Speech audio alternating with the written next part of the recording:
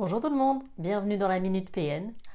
Aujourd'hui, j'ai envie de consacrer cet épisode de la Minute PN à ceux et à celles qui hésitent à pratiquer le non-contact avec leur ex-PN. Alors, je vais ici partager avec vous mon vécu, l'erreur que j'ai faite, comment j'ai rectifié ça et eh bien, je vais dire la conséquence juridique que cela peut avoir. Et en fin de vidéo, je vous donnerai également une aide pour tous ceux et celles qui n'osent pas encore pratiquer le non-contact avec leur ex, manipulateur ou manipulatrice, perverse narcissique.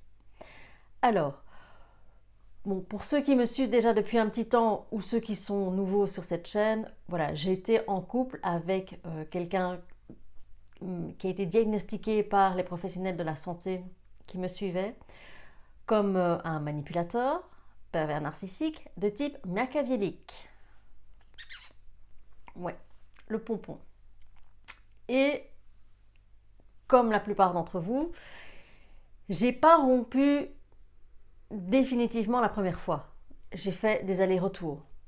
Voilà, je suis aussi passée par l'étape, la case. Bon, bah, il va comprendre maintenant que je suis partie. Par la période où j'ai gobé ses promesses de changement. Et puis un jour, le point de non-retour, c'est le stade où on atteint l'écœurement.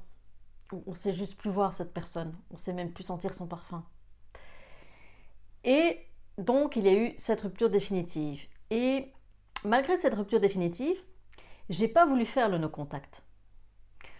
Pourquoi? Parce que, bon, bah, déjà, j'étais en train d'apprendre c'est quoi la manipulation perversion narcissique, donc voilà, ça m'est pas venu à l'esprit de demander je dois garder contact ou pas. Et parce que je partais du principe que c'est un peu dur quand même, hein, le no-contact, enfin quand même, quoi, on a quand même une relation ensemble. Et, euh, et bon, je vais attendre qu'il se calme. C'est sur le moment, c'est son côté, voilà, monsieur qui a envie de tout contrôler, qui aime bien, qui a son côté un peu, voilà, son ego. Je vais attendre qu'il se calme. Avec le temps, il va se calmer. Non, non, non, non. Si jamais vous pensez ça, qu'avec le temps, il ou elle va se calmer, non, non. Ça, c'est valable pour quelqu'un de sain dans sa tête, pas pour des pervers narcissiques. Donc, j'ai fait la technique de répondre de moins en moins souvent. Alors, c'est une technique que je conseille si vous avez du mal à faire le no-contact. Pas pour protéger l'ego ou la rage ou être neutre contre la rage de votre ex-PN. Non, non. Parce que qu'est-ce qui s'est passé? Je répondais effectivement de moins en moins. Wow, les messages que je me prenais. Parce qu'évidemment, les pervers narcissiques sont parano. Donc je répondais de moins en moins. C'était, ça y est, automatiquement, j'étais avec quelqu'un, bien sûr. Qu'est-ce qui se passait?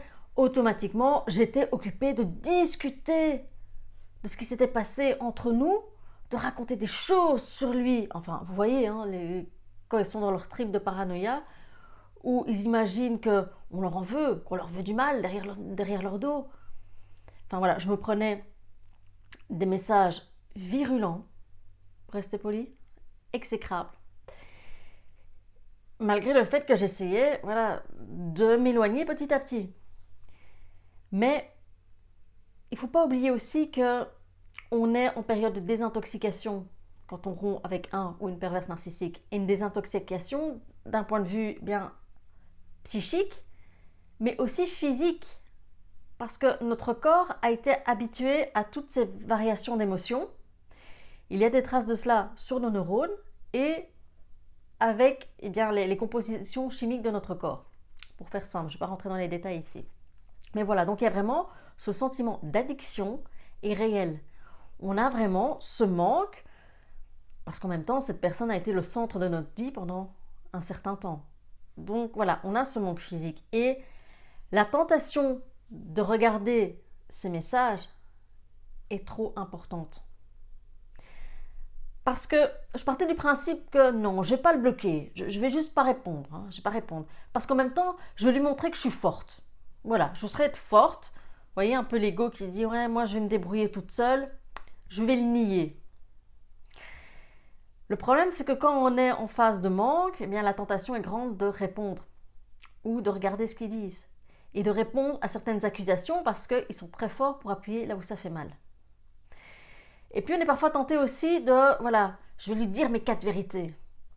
Et c'est dangereux parce qu'on risque d'être aspiré dans des échanges qui n'ont que comme utilité que de nous épuiser. Et c'était une erreur de ne pas le bloquer parce que voilà, mon GSM clignotait pendant la nuit. Le matin, je me levais, j'avais 130 appels en absence. Donc le mec, il avait passé toute sa nuit à essayer de me joindre. J'avais des emails, mais des emails avec je ne sais plus combien de pages, mais de discussions. Je ne savais même pas c'était quoi la question, c'était quoi le but de cet email. C'est un truc où vous levez le matin, vous êtes là. Et il y a aussi les fameux pièges qui sont le type de message appelle-moi vite, c'est urgent. J'ai absolument besoin de savoir que. Viens vite, je me sens mal, je me sens partir. Donc voilà, là vous n'êtes pas médecin, vous n'êtes pas pompier, donc appelez les pompiers si vous pensez qu'il y a vraiment une urgence. Mais voilà, donc c'est compliqué. Et en même temps,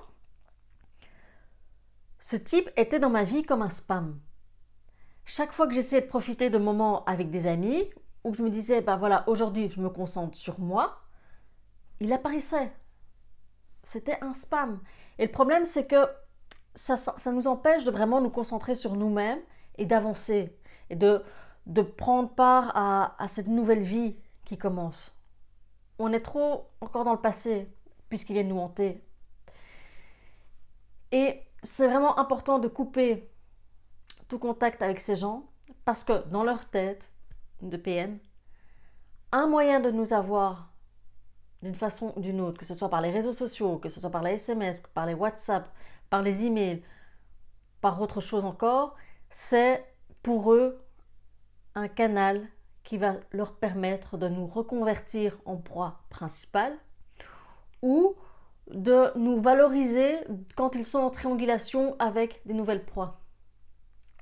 Et aussi, c'est une façon pour eux de surveiller qu'est-ce qu'on raconte. Et d'avoir aussi sous la main toujours quelqu'un en cas de rage, s'ils ont besoin de se nourrir. Donc, vous voyez, j'ai pas fait directement le no-contact. Je pensais qu'il allait se calmer. Et pourtant, j'ai eu une tonne d'SMS, de messages, même avec sa boîte email professionnelle. Il est venu chez moi, débarquer comme ça, pour évidemment s'assurer si tout allait bien, mais en même temps pour voir s'il n'y avait pas quelqu'un. Il a été chez mes parents, il a pris contact avec des amis, il est venu sur mon lieu de travail. Donc voilà, si vous voulez un exemple que diminuer petit à petit les contacts avec un ou une PN, ça ne touche pas leur ego, non, là vous avez un exemple. Et je me suis fait suivre dans la rue, j'ai eu ma boîte mail qui a été craquée, comme par hasard. Et voilà, vous allez remarquer que les pervers narcissiques, quand ils sont dans leur crise, ils ont tendance à donc se sentir supérieurs, mais aussi d'agir en toute impunité. Donc, il ou elle va peut-être vous dire des informations et vous allez vous dire, mais voilà, c'est pas possible. Il a été voir dans mes messages Facebook, il a été voir dans mes messages, de ma messagerie email. Et soit il ou elle va le dire, puisqu'il sera en crise de supériorité, ou va nier, va dire non, non, mais je le sais, c'est tout. C'est déjà suffisant. Pirater les comptes de quelqu'un, c'est punissable par la loi. D'accord ? Donc rien que ça, rien que c'est aveu finalement, qui sait plus votre vie privée que vous ne lui avez dit, c'est déjà suffisant. Après, ce sera à lui ou à elle de se débrouiller avec la justice pour prouver que non, c'est pas lui ou c'est pas elle qui l'a fait. Ça, c'est son problème. Mais Voilà, donc j'étais arrivée à un stade où j'étais véritablement harcelée. Donc je vais voir l'avocate qui s'occupait de régler mes affaires en général et je lui pose la question en disant, bon ben voilà, il n'arrête pas. Pourtant, on n'est plus ensemble, on n'a rien en commun, il n'arrête pas. Et elle me conseille un avocat pénaliste. Je me dis, oh, quand même, pénaliste, c'est quand même, waouh, ça fait peur, quoi. Non, non, moi je voulais juste voilà, un petit courrier, genre on lui fait peur, il se calme. Elle me dit, non, non, là, ça devient grave, il faut agir. Bon, effectivement, il était temps pour moi de reprendre mon pouvoir, de reprendre mes droits en tant que personne, parce que j'étais plus un objet. J'étais plus l'objet de mon ex-PN. Donc il était temps que j'agisse comme une personne avec des droits qui posent des limites fermes. Et je vais voir cet avocat pénaliste et j'apporte des preuves. Des emails qui pour moi étaient utiles, voilà, qui montraient du chantage, des menaces soit directes ou indirectes. Voilà, d'autres messages qui étaient quand même assez voilà, significatifs.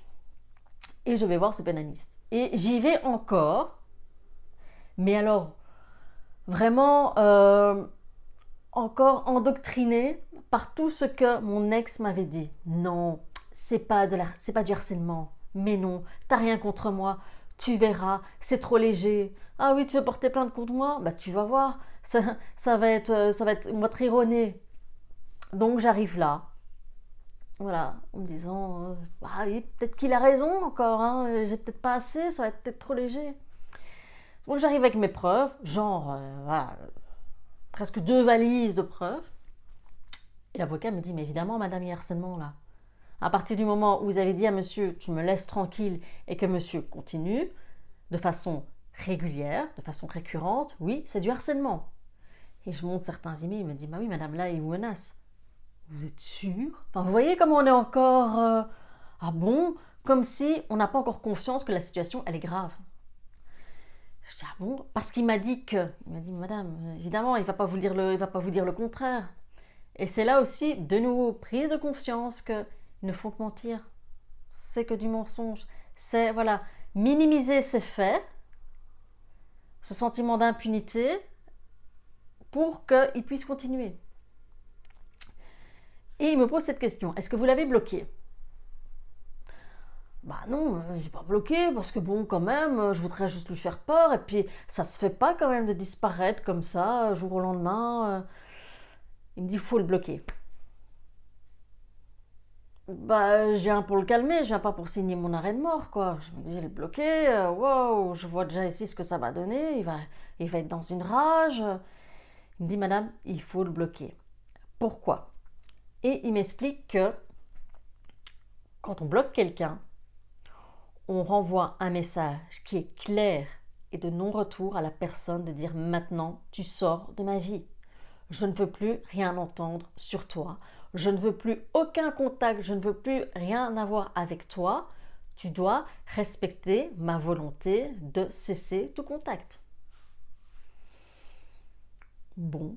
Et il me dit, enfin voilà, si vous allez porter plainte, et il me prend l'exemple que des femmes qui doivent porter plainte pendant 30-36 fois avant que la police se bouge. Il me dit, si vous allez à ce stade-là porter plainte, mais que le policier en face de vous, pour de peu qu'il n'a pas été très attentif à la formation sur l'emprise, sur la manipulation, sur la violence psychologique, il va voir que vous répondez à votre ex, laisse-moi tranquille, mais qu'à chaque fois, vous répondez, vous rentrez en conversation. Voilà, le fonctionnaire de police peut se dire, oh là là, c'est juste encore des discussions entre ex, la dame en face de moi, elle n'a pas l'air trop de savoir ce qu'elle veut, puisqu'elle répond quand même, puisqu'elle ne l'a pas bloqué, voilà, je vais mettre ça sur le côté. Au pire, ne pas prendre votre déposition pour harcèlement. Alors pour ceux qui habitent en Belgique, je précise, si jamais vous tombez sur quelqu'un qui ne veut pas prendre votre déposition pour harcèlement, il faut écrire au procureur du roi, d'accord? Signifier qu'on vous a refusé votre droit à eh bien, signifier certains faits. Ensuite, le procureur du roi va renvoyer ça au commissariat, à la police. D'accord? Voilà, c'est une petite précision que je tiens d'un commissaire lui-même. Si jamais vous vous sentez un peu désemparé par le fait que chaque fois vous êtes remballé pour le harcèlement. Donc voilà, donc pour revenir à tout ça, donc je le fais. Je bloque, je prends mon courage à deux mains et je bloque mon ex en disant bien maintenant ça suffit, je te bloque. Tout contact c'est avocat et il y a plainte. Évidemment, hein, voilà, il m'a rigolé, ouais. Pour lui c'était encore de nouveau, ah elle dit ça comme ça, elle est pas sérieuse. Et il m'a recontacté. Et donc qu'est-ce qui s'est passé? Bah voilà, j'ai été voir mon avocate en disant bah non, il essaye encore. Il est à nouveau dans ses emails, il prêche le faux pour savoir le vrai. Il essaye de s'immiscer. Bizarrement, j'ai des demandes avec des faux comptes voilà, de personnes où les noms, prénoms ne disent rien. Et bizarrement, c'est intensifié. Hein. Ça, on peut l'avoir toute l'année, mais bizarrement intensifié durant cette période. Ou alors avec des noms d'amis, de mes amis. Et je téléphone à mes amis, je dis tiens, tu t'es fait un nouveau compte? Bah non, pas du tout. Donc voilà. C'est un peu gros, mais quand ils sont dans leur rage, ils font des erreurs. Et donc je vais chez cet avocat, je dis voilà, il a recommencé. Donc ok, ça a été la mise en demeure avant la plainte pour harcèlement. Alors, qu'est-ce qui s'est passé dans cette mise en demeure? Voilà, c'est un rappel des faits, vous avez été en couple, il n'y a plus de couple, il n'y a plus rien à régler. Madame vous a dit plusieurs fois qu'elle voulait que vous la laissiez tranquille. Ça n'a pas changé votre comportement. Et de rappeler que, voilà, il y a des articles de loi sur le harcèlement. D'accord? Et dans ce courrier, l'avocat disait, voilà, je vous mets à présent mise en demeure, je vous mets en demeure de cesser tout contact avec madame de façon directe ou indirecte et avec son entourage, sa famille, de quelque façon que ce soit. Donc ça veut dire aussi, si tu utilises d'autres réseaux sociaux, eh bien là, je peux encore utiliser ça contre toi parce que c'est encore du harcèlement. Donc voilà. Et bien souvent, qu'est-ce qui se passe quand les pervers narcissiques ont trop peur pour leur image? Ils arrêtent. Donc voilà, dans mon cas, ça a été ça. Ça a été, voilà, l'image risquait d'être trop ternie. Il risquait d'avoir trop de conséquences dans sa vie pour son image et aussi dans des conséquences professionnelles. Voilà, donc il a arrêté. Et c'est donc voilà, c'est pour vous dire que c'est très important. C'est pas parce que vous faites pas le non-contact que la personne vous laisse tranquille. Voilà, protéger son ego. Il faut apprendre à vous faire passer avant maintenant. Dans cette nouvelle vie, c'est votre bien-être qui passe avant l'ego. Ou enfin voilà, les courts-circuits qu'ont les PN. D'accord? Donc, mon aide pour ceux et celles qui ont du mal à faire le no-contact. Parce qu'elles hésitent, parce que, voilà, pour X raisons, j'organise un challenge pour réussir à faire le no-contact. C'est un challenge qui commence le 18 avril, vers 20h. On se rencontre en groupe via Zoom. C'est totalement gratuit. Et voilà, je vous donne quelques astuces pour faciliter le passage à l'acte. D'accord? On se voit le lundi à 20h, on se voit le mardi à 20h et le mercredi, on passe à l'acte ensemble. On bloque vos PN. D'accord? Ensuite, on se revoit 7 jours plus tard pour savoir comment s'est passée cette première semaine de nos contacts. Si ça a été difficile, pour voir un petit peu qu'est-ce que vous avez mis en place pour pouvoir avancer et pas retomber dans vos vieux mécanismes. Et ensuite, on se revoit encore 15 jours plus tard, donc ça fait voilà, 21 jours après le passage à l'action. Et encore un petit débriefing. Comment ça se passe, si tout va bien. D'accord? Alors, vous pouvez trouver les infos sur mon site internet, mlhcoach.com. Voilà, n'hésitez pas, c'est gratuit, c'est pour aider ceux ou celles qui ont du mal à passer à l'acte et à faire le no-contact. D'accord? Mais accrochez-vous. Je sais que c'est difficile, mais n'oubliez pas, vous êtes une personne, vous avez des droits. Et vous avez le droit de vivre dans la paix, dans la sérénité. D'arrêter d'être sous stress, d'arrêter d'être d'être le jouet de quelqu'un. D'accord? Courage à vous. À bientôt.